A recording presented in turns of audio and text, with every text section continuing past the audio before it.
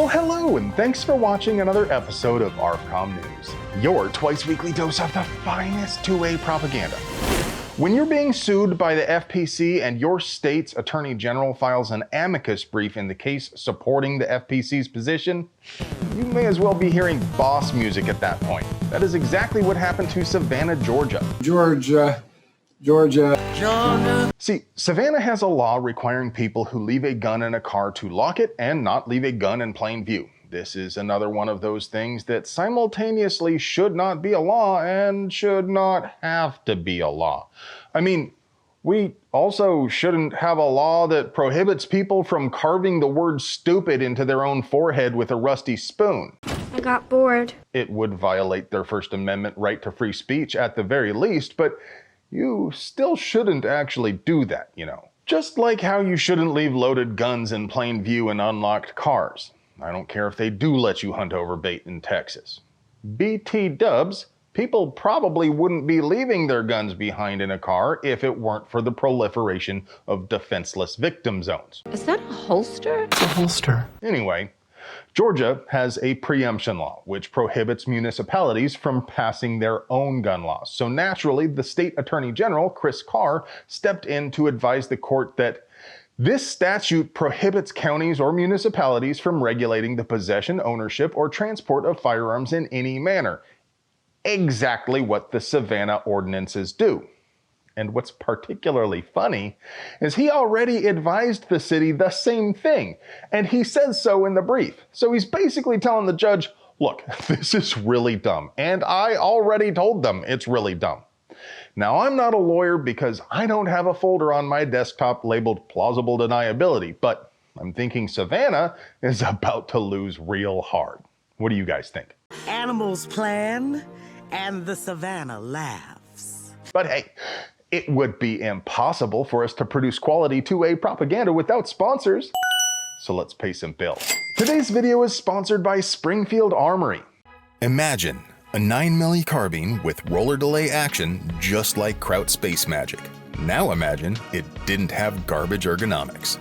The brand new Kuna from Springfield Armory gives you that roller delayed smooth recoil you're looking for with reversible, non-reciprocating charging handle and ambi absolutely everything. My friend and fellow ARFCOMer Steven Stambolia pointed out that Rare Breed may be violating the terms of its settlement with Big Daddy and could be on the hook for a cool $1 million. See, back in 2022, Rare Breed sued BDU for the wide open trigger, which was a forced reset trigger, which Rare Breed says violates their patent.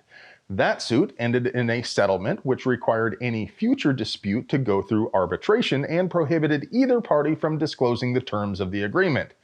Then, earlier this year, the DOJ reached a settlement with Rare Breed after persecuting them for years, and part of that settlement required Rare Breed to sue anybody who violated their patent.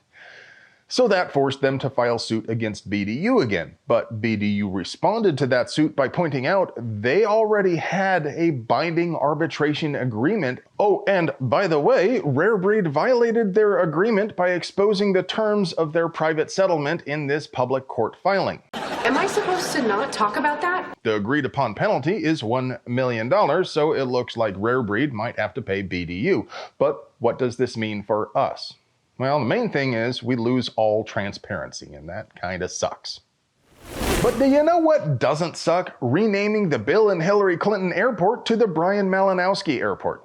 That's a splendid idea, Mr. Spock. Over a year ago, armed government thugs broke down Brian Malinowski's door, murdered him in the still of the night, and covered up the evidence. Brian was a peaceable man who was never in trouble with the law, and they killed him over a rule they published after his death. He was the director of the Little Rock Airport, which is named after two far more violent people, and the Clintons are arguably responsible for the violent rabid dog mentality of the ATF. Will echo through eternity. So it seems only fair to rename the airport after Brian. If you agree, I urge you to hit this petition on change.org. Link down there in the doobly-doo as always. Brothers and sisters, if you are eating or drinking, you may want to pause the video while you finish up your mouthful because you are about to be sick. disgraced talking head Jim Acosta is ghoulishly parading a dead kid around to promote gun control. And I think I can spot prop head when I see one. Through the magic of the uncanny valley, the parents of a Parkland survivor stapled a glorified autocomplete to the remains of their dead son and allowed the abomination to be interviewed by Acosta. If you want to get upset with me for not treating the passing of their son with the decorum it deserves, I totally get it, but in my defense, they started it. This is repulsive and ugly, and I cannot imagine it would cause anybody to change their beliefs. Joaquin, it's Jim Acosta. I was wondering if you could tell me what happened to you.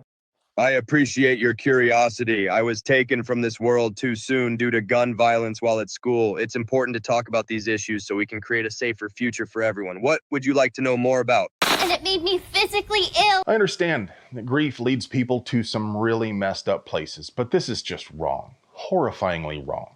It won't bring their son back, and it won't change any minds. Joaquin, I would like to know what your solution would be for gun violence. Great question. I believe in a mix of stronger gun control laws, mental health support, and community engagement. We need to create safe spaces for conversations and connections, making sure everyone feels seen and heard. Immediately after President Trump signed his big bloated bill, the GOA filed suit against the ATF for enforcing the NFA. After all, the excuse has always been that it's not a ban, it's just a tax. It is still theft. A tax you can't actually pay, in the case of a Form 1 for a machine gun, by the way. But that's beside the point. It's a legal technicality that evaporated the second that tax was set to $0 for silencers and short-barrel firearms, when the big bloated bill was passed. Now, the FPC, SAF, NRA, and American Suppressor Association have also sued the ATF in Brown versus ATF. Why didn't they just join the existing suit? Well, for one thing, 2 cases running mean 2 chances at winning. For another, this was filed in a different circuit, so if one of them goes south, that circuit court split more or less forces the Supreme Court to take up the case. Before I give you that moment of zen I know you skipped ahead for, it's okay, I still love you. I have to do that thing gun tubers do and remind you the tube of yous actively hates you and your rights.